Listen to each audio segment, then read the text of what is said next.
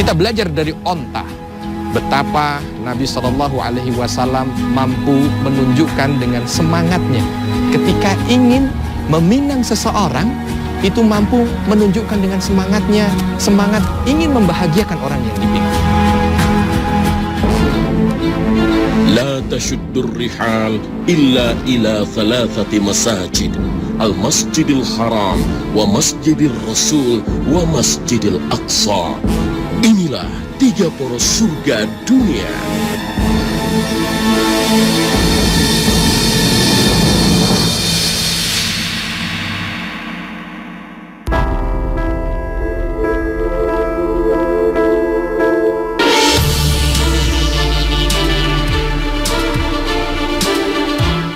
Assalamualaikum warahmatullahi wabarakatuh.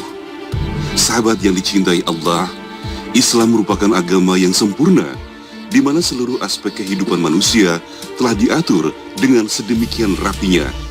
Hal ini tidak lain karena Islam datang dengan membawa kasih sayang dan juga rahmat bagi alam semesta. Di antara bentuk rahmat agama ini adalah mengajarkan umatnya untuk berbuat baik dan menaruh belas kasihan terhadap hewan-hewan yang ada di muka bumi. Prinsip mulia yang diajarkan Islam ini bahkan sudah ditanamkan jauh sebelum munculnya organisasi-organisasi atau kelompok-kelompok penyayang binatang yang ada di seluruh dunia.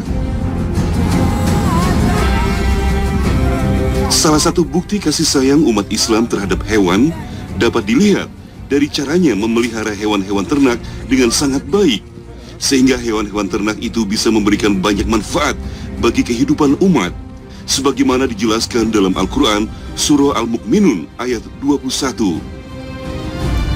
Dan sesungguhnya pada hewan-hewan ternak itu terdapat suatu pelajaran bagimu. Kami memberi minum kamu dari air susu yang ada di dalam perutnya, dan padanya juga terdapat banyak manfaat untukmu, dan sebagian darinya kamu makan. Memelihara hewan ternak menjadi salah satu kegiatan penting yang sudah dilakukan umat Islam secara turun-temurun, dan karenanya hewan ternak dianggap sebagai salah satu harta terbaik yang sangat berharga dalam kehidupan umat Islam. Sahabat yang dicintai Allah, kembali kita datang ke peternakan onta ya. Beginilah suasana peternakan onta dengan ramahnya sahabat-sahabat kita dari Sudan, yang tadi sahabat-sahabat mungkin juga sudah melihat bagaimana keramahan sahabat-sahabat kita dari Sudan ini ketika menjamu para tamu yang datang untuk bisa menikmati susu onta ataupun ingin berfoto dengan onta ya. Saya teringat ketika berbicara tentang onta, teringat dengan satu sejarah yang dicatat oleh seluruh ahli sejarah ya, berkaitan dengan bagaimana dulu Nabi SAW ketika melamar Khadijah kala itu ya, ketika Khadijah mengungkapkan keinginannya untuk menikah dengan Nabi SAW, ketika Nabi dirasa berhasil melakukan misi perdagangan dari kafilah Khadijah menuju Syam, lalu ada sahabat Khadijah kala itu ya, sahabat Khadijah bercerita tentang pengalaman bertemu dengan Nabi Muhammad SAW yang kala itu juga belum menjadi Nabi, dan terlihat bahwa Khadijah ini raut mukanya menunjukkan bahwa Khadijah ini cinta dan suka dengan Nabi Muhammad SAW. Lalu sahabatnya ini bertanya kepada Khadijah, apakah engkau ingin menikahinya? Maka Khadijah mengatakan, apa mungkin Muhammad mau dengan saya? Banyak sekali gadis-gadis dari Quraisy yang kalau seandainya dia lamar, dia pun pasti akan setuju dengan Muhammad. Akan tetapi kalau kita lihat sejarahnya, justru sahabatnya ini datang kepada Nabi Muhammad SAW. Lalu ditanya kepada Nabi, wahai Muhammad, kenapa engkau di usia seperti ini belum menikah? Maka Nabi SAW mengatakan, ma indi ma atazawwaju bih. Saya tidak memiliki sesuatu dari sesuatu itu yang saya bisa menikah. Lalu ditanya oleh sahabatnya, kalau seandainya ada orang yang ingin menikah denganmu dan menerima apa adanya engkau, bahkan dia bisa mencukupi kehidupanmu, apakah engkau mau? Lalu ditanya oleh Nabi kala itu ya, yang saat itu belum menjadi Nabi itu, siapa dia? Khadijah. Khadijah mau. Khadijah suka dengan Anda. Subhanallah, apa yang dijawab oleh Nabi SAW ketika mendengar nama Khadijah, maka Nabi SAW pun mengiyakan. Singkat cerita, dari pernikahan itu Nabi Shallallahu Alaihi Wasallam memberikan mahar kepada Khadijah. Berapa maharnya? 20 ekor unta. Ya, 20 ekor unta. Unta muda seperti ini. Ya. Bukan unta kecil, bukan unta tua, unta muda. Artinya mungkin pada posisi yang sedang produktif-produktifnya. Kalau satu unta di sini sekitar 15.000 real, maka kisarannya ya kurang lebih sekitar 50 juta. Ini yang standar ya, 50 juta. 20 ekor berarti ada sekitar 1 miliar. Bayangkan sahabat. Nabi Muhammad SAW meminang Khadijah dengan 1 miliar rupiah. Padahal saat ditanya, beliau sungguh sangat tawadu. Aku tidak punya apa-apa untuk bisa melamar Khadijah. Dari sini satu pelajaran. Kita belajar dari onta. Betapa Nabi SAW mampu menunjukkan dengan semangatnya. Ketika ingin meminang seseorang, itu mampu menunjukkan dengan semangatnya. Semangat ingin membahagiakan orang yang dipinang. Ingin memberikan yang terbaik buat orang yang dipinang. Ingin memberikan sesuatu yang berharga untuk orang yang dipinang. Dan ternyata terbukti dalam hidup beliau. Beliau mampu memberikan yang terbaik pada Khadijah. Beliau mampu memberikan yang paling berharga bagi Khadijah. Dan inilah poros surga. Sahabat yang dicintai Allah, keistimewaan unta adalah mampu bertahan hidup dalam cuaca ekstrim di padang pasir. Ketika badai pasir menerpa, kelopak matanya yang transparan membuat tetap bisa melihat walaupun dalam keadaan tertutup. Hidungnya pun mempunyai pelindung khusus sehingga debu dan pasir tidak mudah masuk dan mengganggu pernafasannya. Unta biasanya meminum air hingga sepertiga ukuran tubuhnya hanya dalam waktu yang relatif singkat. Persediaan lemak seberat 40 kg yang ada di punuknya ini pun membuatnya mampu bertahan hidup selama 8 hari dalam suhu 50 derajat Celcius. Sebagai hewan padang pasir, unta juga bisa dijadikan sebagai kendaraan yang tangguh karena mampu melakukan perjalanan jauh meskipun dengan persediaan air yang sangat terbatas.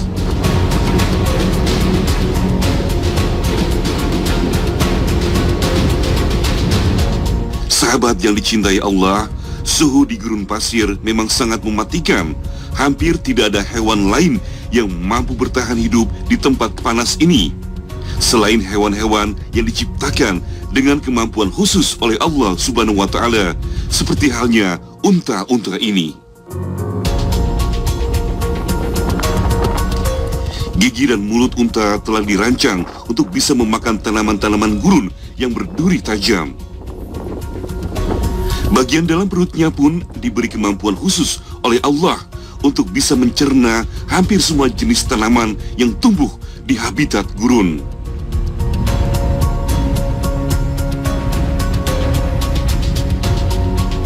Bahkan kaki-kakinya pun didesain memiliki telapak yang lebar sehingga mampu menahan tubuhnya agar tidak tenggelam ke dalam pasir meskipun membawa beban yang sangat berat sekalipun.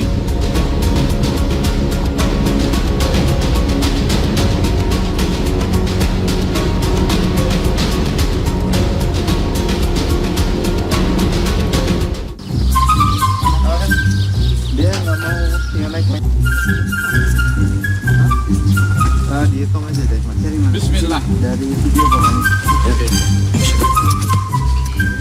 Belakang marah.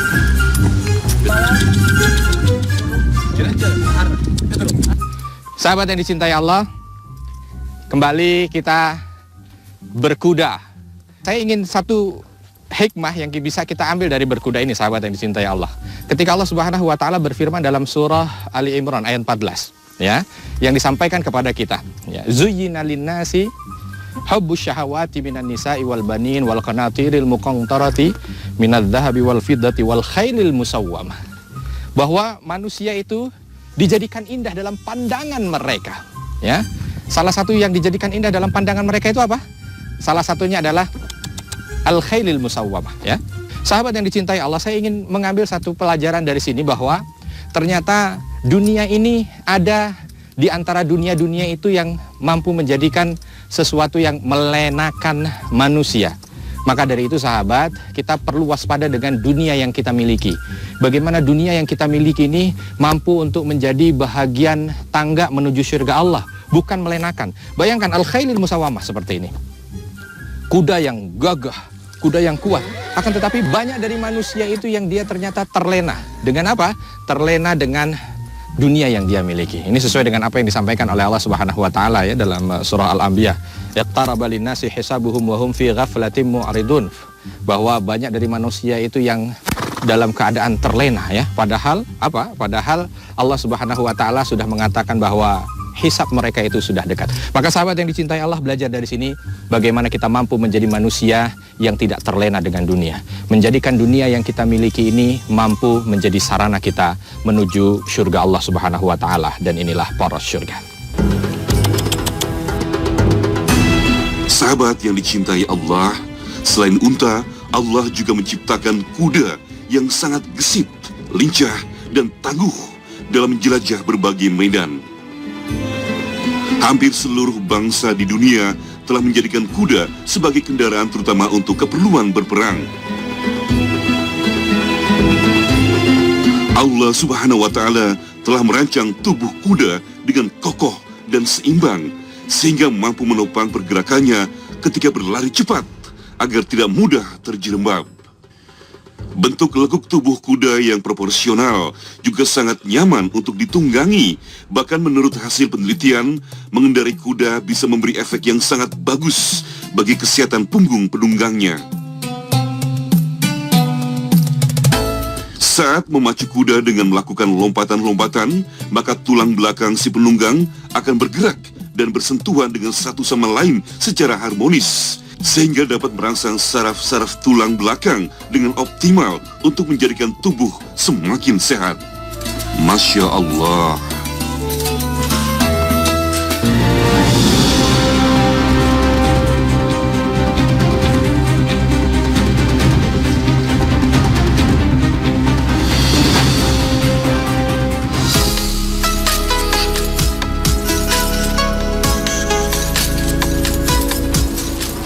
Sahabat yang dicintai Allah, salah satu hewan yang banyak ada di Madinah ini adalah kucing ya.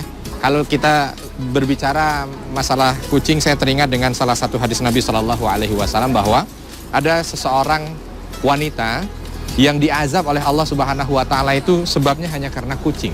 Udzibat imra'atun, ya, disiksa, diberikan azab fi hirratin karena masalah kucing.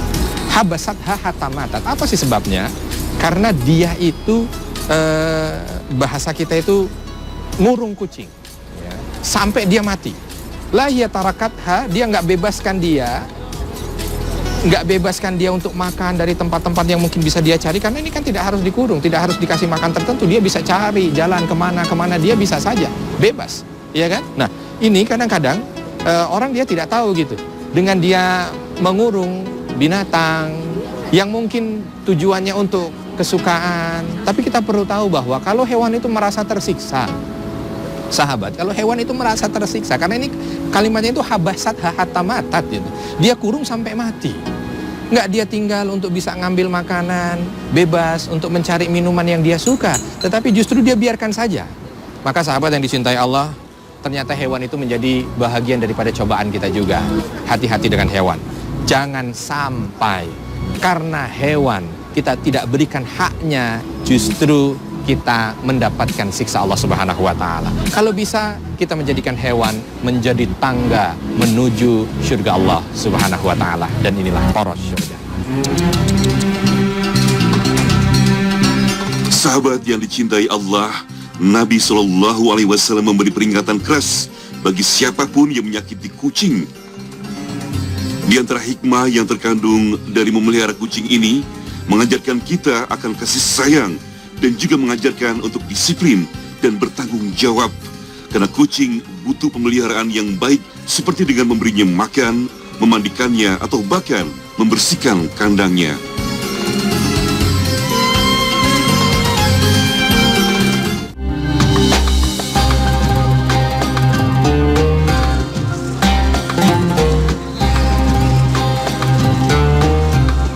Pagi Pagi hari seperti biasa kalau di Tugu Jam seperti ini kita akan melihat banyak sekali burung-burung yang menyapa para jamaah ya. Dan kita juga akan melihat banyak sekali jamaah-jamaah yang dengan sukarela memberikan makanan kepada burung-burung yang ada di sekitaran posisi Tugu Jam ini ya.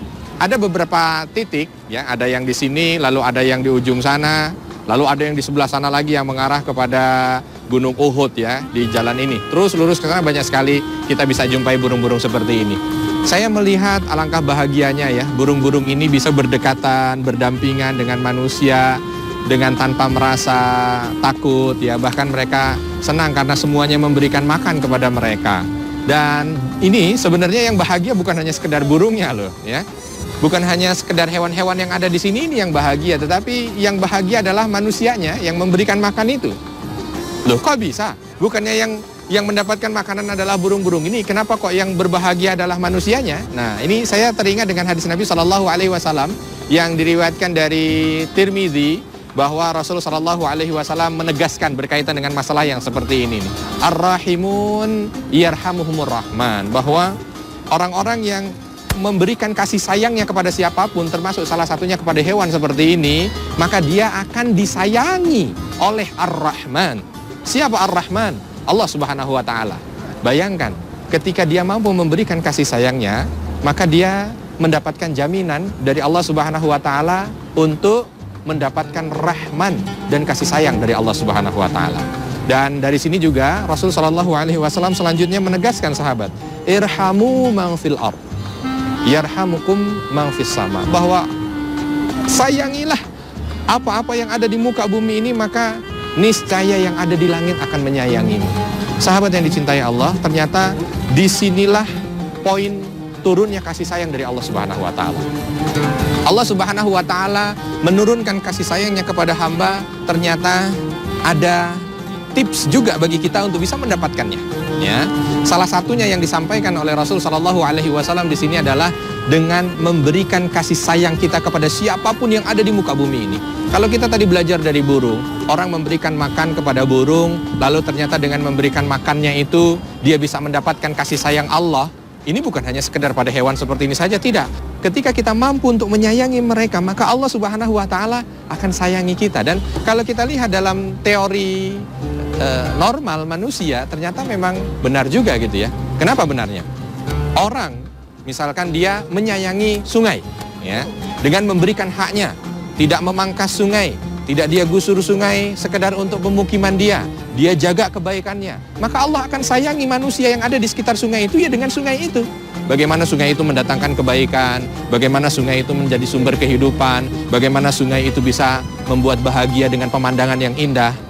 Begitu juga sebaliknya, kalau seandainya dia tidak menyayangi sungai itu, contohnya sungai dia kotori, sungai dia gusur, sungai dia sempitkan hanya sekedar untuk tempat tinggal dia, maka apa? Allah tidak akan turunkan rahmatnya dari sungai itu, bahkan Allah akan turunkan azabnya dari sungai itu. Sungai itu menjadi keruh, sungai itu menjadi kotor, bahkan sesekali sungai itu menjadi sumber bah dan banjir. Sahabat yang dicintai Allah, mudah-mudahan dari sini ada satu semangat bagi kita, bagaimana kita mampu menjadi orang yang menyayangi Ar-Rahimun, menyayangi siapapun, sehingga yarhamuhumur rahman, Allah akan menyayangi kita. Mudah-mudahan kasih sayang yang kita berikan kepada siapapun mampu untuk membuat kita mendapatkan limpahan kasih sayang dari Allah Subhanahu wa Ta'ala. Dan inilah Parasyur.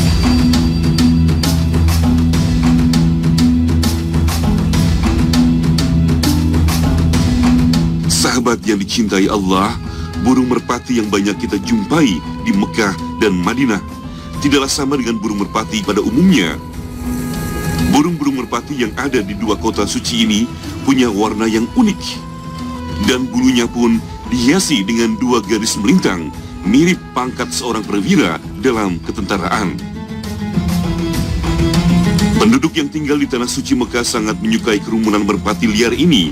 Mereka tidak pernah merasa terganggu dengan kehadiran burung-burung merpati yang biasa masuk ke dalam rumah-rumah mereka untuk mencari makan.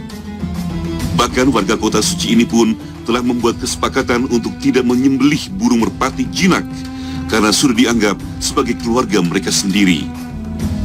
Sebagian penulis sejarah Arab memperkirakan bahwa burung-burung merpati yang berada di Mekah dan Madinah ini adalah keturunan dari sepasang merpati yang dulu pernah membangun sarang di depan gua tempat Rasulullah Shallallahu Alaihi Wasallam dan Abu Bakar As-Siddiq bersembunyi dari kejaran orang-orang Quraisy.